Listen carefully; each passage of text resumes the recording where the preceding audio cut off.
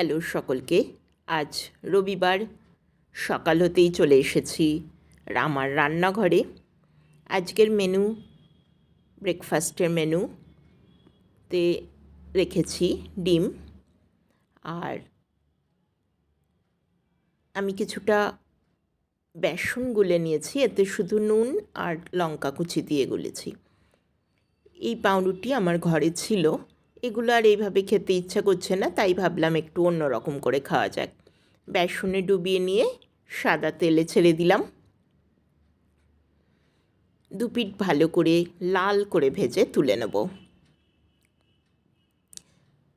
দেখো, এতে কিন্তু আমি খাবার সোডা ব্যবহার করিনি, তার সত্ত্বেও কেমন ফুলে উঠেছে। আশা করছি মুচমুচে হবে। নিরামিষভাবে এইভাবে পাউরুটিকে বেসন দিয়ে ভেজে খেতে আমার তো ভালোই লাগে। তোমরা বানালে আশা করছি এই মেনুটি তোমাদেরও মন জয় করে নেবে।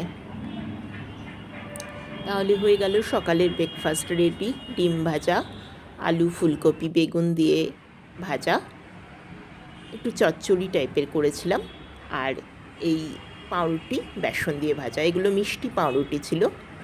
ভিডিওটি কেমন লাগলো জানিও। ভিডিওটি ভালো লাগলে চ্যানেলটিকে লাইক, শেয়ার ও সাবস্ক্রাইব করার অনুরোধ রইল। ভিডিওটি দেখার জন্য তোমাদেরকে অনেক অনেক ধন্যবাদ।